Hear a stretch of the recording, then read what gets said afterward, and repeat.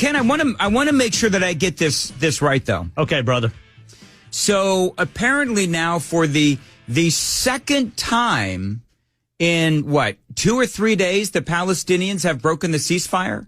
Well, not necessarily Hamas. You have gunmen in the West Bank. Okay. A couple of brothers. Okay. Who decided to open fire on Israelis waiting for the bus. Okay. So, and do we know who these brothers were? Do we have any idea if they were let's see. Palestinians? Jordana says, let's see. Were killed by, let's see. Palestinian shooters opening fire on pedestrians at a bus stop in Jerusalem. At least 3 Israeli civilians killed, 3 others seriously injured. Israeli police say the terrorists, 2 brothers from East Jerusalem, were killed by an Israeli civilian and police. Yeah, the Israeli civilian, because, we've talked about, we've spoken about how very few Israelis were actually gun owners, and then the Israeli government decided, okay, it's time that, we start allowing people to be armed to protect themselves. So the Israeli citizen took these, helped take these 2 out. Well, you have a good point, though. Your question was, has Hamas now violated the terms of the ceasefire again? So since Hamas is considered a terrorist organization, should we, how do we identify who's Hamas and who isn't? Well, that's the thing. And see, you have all of these people out there that are saying that, the folks out there that are protesting anti-Israel and so forth, they're not supporters of Hamas. And I will say, well, they are. They're Hamas apologists. But also you have folks that are saying, well, the Palestinians aren't Hamas. Well, they elected them. They elected them. And also now we have these 2 Palestinians, and whether you call them Hamas or whether you just call them Palestinians, whatever, they came in and they tried to gun down as many Israelis as possible. Yeah. So once again, we have essentially a ceasefire that has been broken. Yeah. And so you have all of these people that are out there. I don't know if you folks have seen this situation that happened in Oakland. Did you hear this? You have all of these people in Oakland who stormed the city council meeting, and they're screaming about all of this anti-Israel sentiment, and they're pro-Hamas and everything else. And they are angry. They're angry that there's some city leaders there in Oakland, believe it or not, who are actually pro-Israel. Israel murdered their own people on October 7th. What? They keep talking about Hamas. Our government does not fund Hamas. Okay, so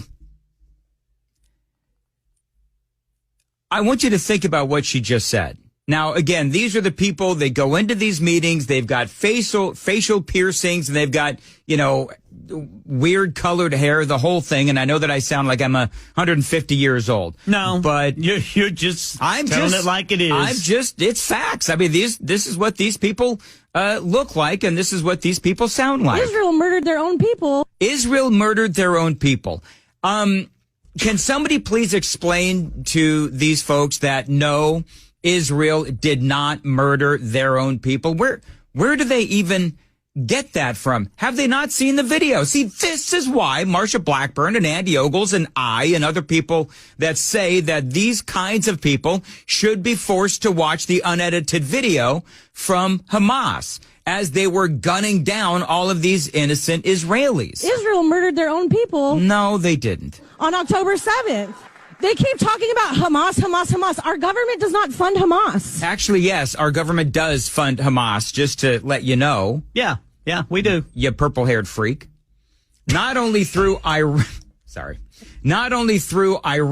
but also through these supposed humanitarian agencies in Gaza. Biden did that. I've been telling you about this group. The United Nations Relief and Works Agency. This story actually came out while I was in California. In a report exclusively, this is an update to this story that I've been telling you about for years now.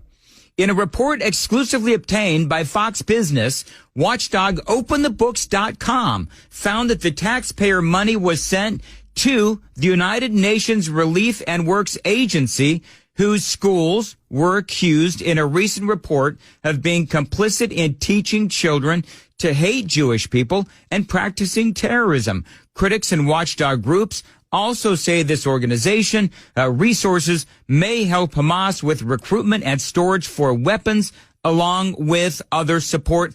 And Joe Biden has given them hundreds of millions of dollars. The new figure that I saw is $1 billion. And Biden openly admits he is proud of the fact that he has given this agency, the United Nations Relief and Works Agency, $1 billion. So somebody might want to tell this nut job. Israel murdered their own people on October 7th. They keep talking about Hamas, Hamas, Hamas. Our government does not fund Hamas. Can somebody, I keep going back to this last couple of days. I keep talking about this. Where are the Biden administration disinformation watchdogs? Because she is obviously spewing disinformation. I saw that. That was one of the first things I saw this morning. And the headline from the Daily Mail is, woke Oakland residents deny Hamas October 7th massacre. They were booing Jewish speakers at this town meeting where they blasted anyone who disagreed with them. I know that you'll be shocked by that, as white supremacists. So now they're calling them white supremacists. If you disagree with these folks on the left about Hamas and Israel and all of this, now they're going to go ahead and just call you a white supremacist. Oh, they weren't done. Our government funds Israel. Our government funds genocide. Mm-hmm. Our government funds killing of babies. Don't listen to this bullshit. Yeah. She is right there, actually, when she talks about how our government under Biden has, again, as I just reported, with that $1 billion going to Hamas sympathizers, I would say directly to Hamas. And so when she says that our government funds terrorists, she's talking about Israel. I'm talking about Hamas. Our government funds Israel. Our government funds genocide. Our government funds killing of babies. Don't listen to this bullshit. Yeah, okay. Again, I know that she meant Israel, but I do mean Hamas when she talks about the government funding the wrong side. And so for a lot of these people on the left who were at this meeting in Oakland, and this is kind of making the rounds this morning, I just thought that it really is emblematic and exposing of what I would say some of the, I don't know if they're ignorant or if they are intentionally telling lies. That's the thing. And I guess that could very well could be orchestrated. Yeah. Do you think they're intentionally, I guess it's an interesting question, isn't it? Do you think that they're intentionally spreading lies when she's talking about how, Israel killed their own people and, the Biden administration is funding Israel, which, they are. And that's a good thing, but they're also funding Hamas, but they're conveniently leaving that part out.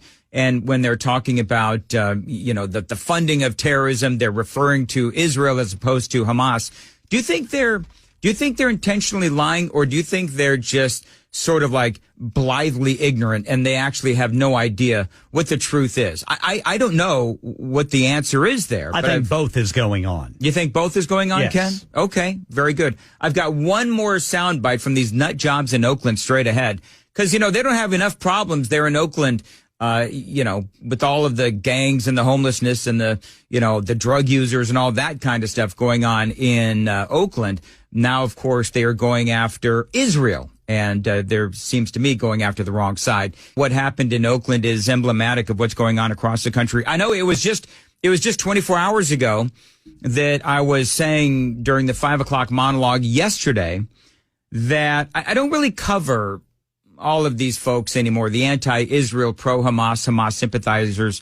I don't really cover them much anymore because I do feel like we know. But, last night in Oakland, I thought it was a special blend of crazy and lies as well. And, the pro-Hamas folks, the anti-Israel folks, they tried to If I understand correctly, they tried to do whatever they could to stop the lighting of the national Christmas tree last night. Did you see that? So, I think these people are here to stay. Unfortunately, this continued last night. I should say earlier this week in Oakland.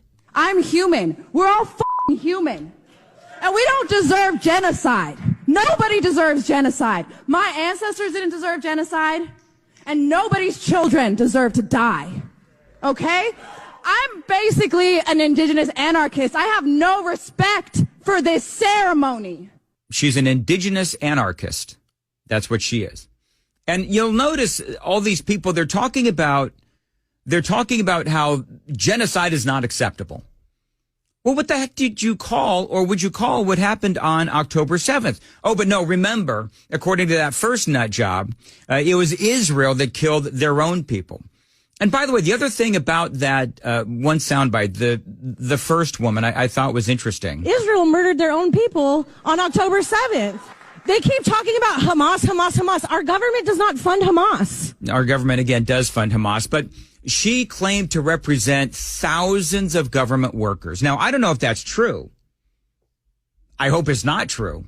I hope, and this is part of what goes on in my head, right? Because I find what they say so incredibly delusional, so incredibly ignorant. Because can I just say this? Jamie Dimon said something, and I'm going to see if I can pull this up real quick.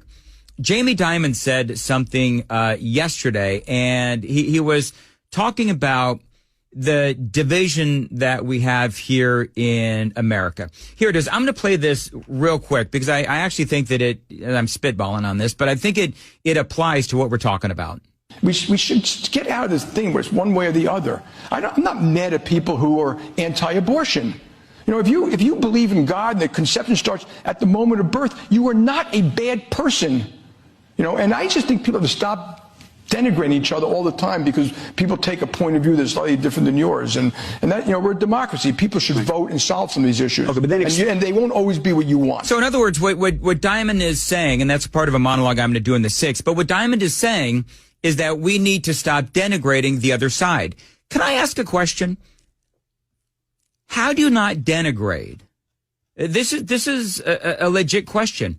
How do you not denigrate this? Israel murdered their own people on October 7th. How do you not denigrate that? I can't respect that because that is based in bald-faced, blatant lies.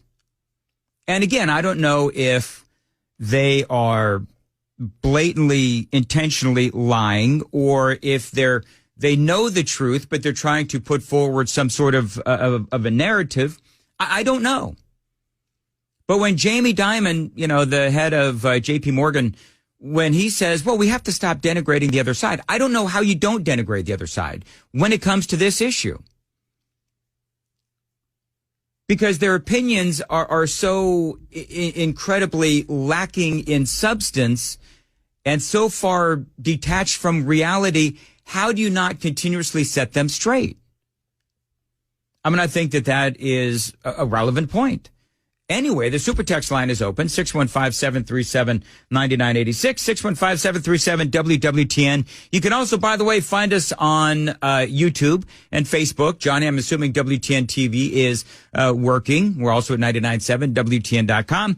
You can also stream us pretty much anywhere, anytime on your phone with the iHeartRadio app and also the 99.7 WTN app. It is 5:21